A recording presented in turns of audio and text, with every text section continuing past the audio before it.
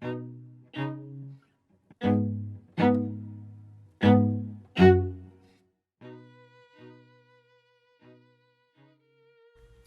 the fall of 1994, I installed my first web browser on my first laptop, and I knew immediately that this is what I wanted to work on: an open information system with no central point of control that anyone in the world could publish to. 26 years later, when I think about the web, I mostly just feel depressed. And I'm not the only one. As Tim Berners-Lee, the inventor of the web, has said, "For all the good we've achieved, the web has evolved into an engine of inequity and division, swayed by powerful forces who use it for their own agendas." These powerful forces have operated with impunity because we've failed to develop professional institutions with the expertise and authority to rein them in. By institutions, I don't mean organizations for coordinating the development of technical standards or policing by government agencies. Institutions are formal and informal definitions, rules, and constraints that structure human interactions. When such definitions, rules, and constraints are particularly well established, then typically there will be professional bodies charged with training people to understand and maintain them. And in such cases, institutions may also refer to these bodies, as in the cases of medicine, education, or librarianship. The lack of such institutions in the tech world is what the software engineer and activist Maciej Ceglowski was getting at when he said, "I would like for our industry to be more like librarians. Librarians have a sense of who they are as a profession. They have a central ethical code around patron privacy. When you go to library school, you absorb this. If you violate it, you're shunned by your profession." Around the time that I installed my first web browser, library schools started transforming into information schools.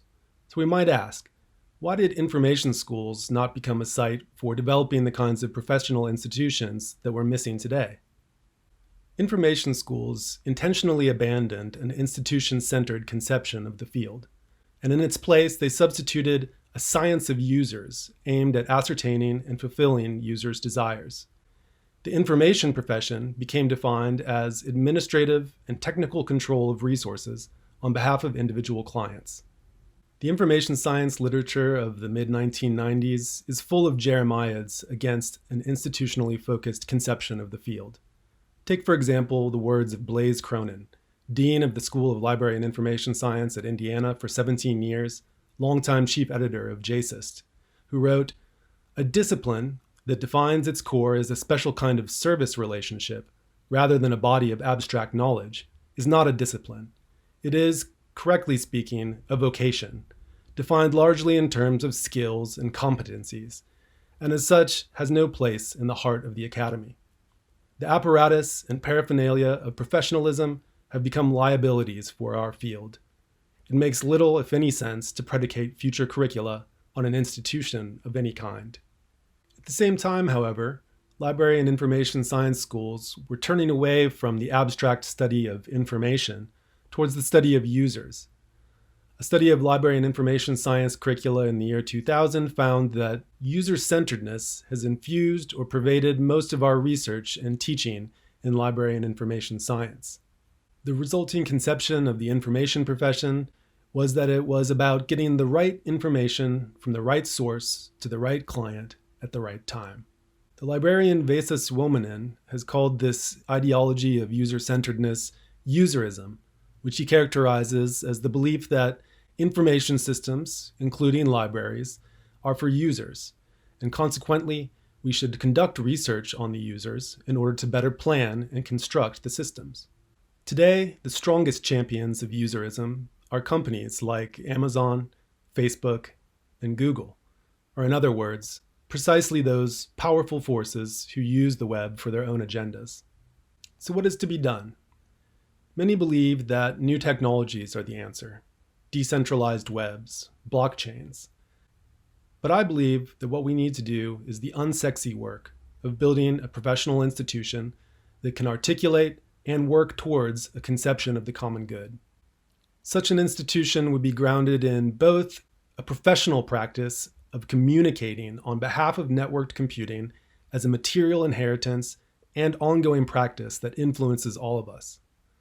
but also in a design activity of constructing models and languages that make networked computing comprehensible.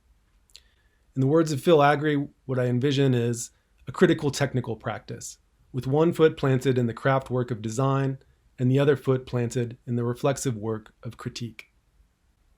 Just as a well-designed system of information organization can serve as a map that helps one comprehend a body of knowledge, I believe that similar maps can be created for better comprehension of our networked computational infrastructure. Take, for example, Kate Crawford and Vladin Yoler's anatomical study of the Amazon echo and the network of universal and communal labor that makes it possible. Their map does not objectively explain how the echo works, but instead opens a perspective towards continuing and enhancing communication about such systems. What I imagine is not a new set of gatekeepers, but what the sociologist Luc Boltanski has called an unmasked institution, consisting of nothing but arrangements, always more or less lousy, between impermanent beings in order to slow the pace of change and try to give it a form. This institution would be informed by critical reflection on professional practice, not scientific prescription of professional practice. It would avoid arrogance and overconfidence by treating research, professional practice, and everyday practice symmetrically. If you're interested in engaging with these ideas in a more substantial form than a lightning talk, I encourage you to read a short paper I wrote, available at tinyurl.com/missing-profession. Thanks for listening.